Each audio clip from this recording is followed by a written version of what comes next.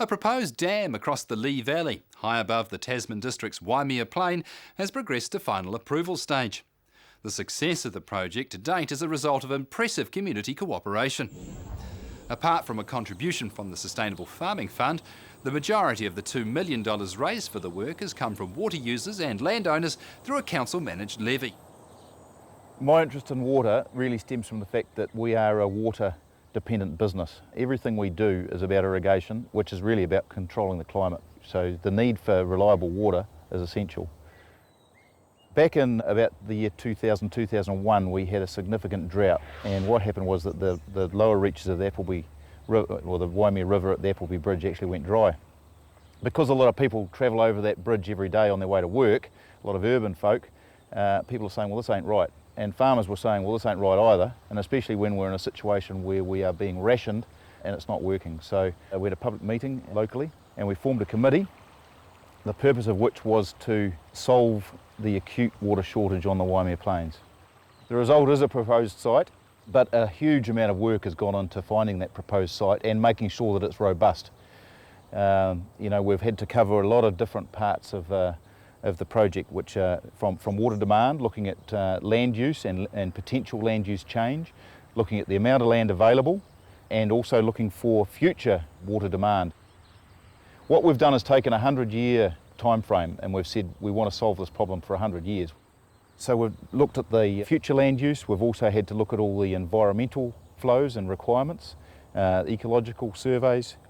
We've done wildlife surveys, blue duck survey, bat survey, consulted with the community on a number of occasions as more and more information comes to hand, sought feedback from the community, what they want.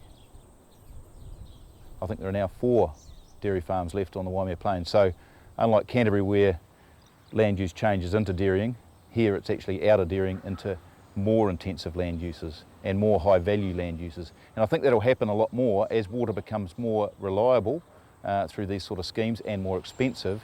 You have to change the land use to a higher returning crop to justify the use of that water. Over the last 10 years, we have actually been gradually reducing our dairy operation here and investing in other parts in the country. The original flow, which was perceived to be correct, is significantly below what we would consider a healthy river these days. The result of that is that if we were to operate on a river flow which is healthy, which would be somewhere between 800 and say 1500 litres a second, consent holders would potentially be restricted by up to 70% of their take. So effectively, the council would probably have to reduce consents by up to 70%, which is significant. The method of delivery from the dam is by using the natural waterways. To pipe a project like this would be absolutely prohibitive. And when we've got a method of delivery as in a river here, it makes a lot of sense. And we're improving the environmental health of that river as well.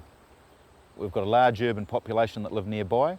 A lot of them travel across the 2 bridges over this river on a daily basis to work.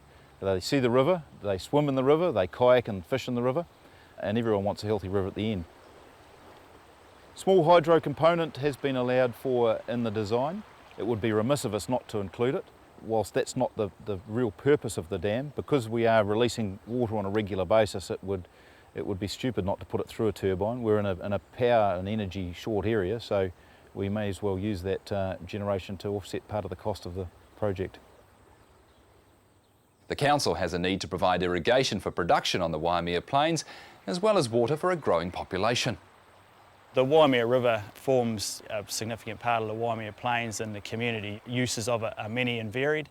There's quite a bit of land that's owned inside the stop banks that people utilise for all sorts of different uses, and so both environmental and recreation and community amenity issues.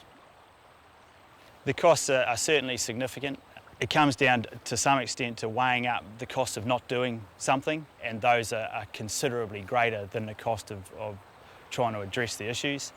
There's the stage that we're currently in is working out an ownership structure and a financing structure that will enable different parties to pick up their share of the costs. Whether that ends up coming from ratepayers, potentially maybe from central government, or from a combination of the above.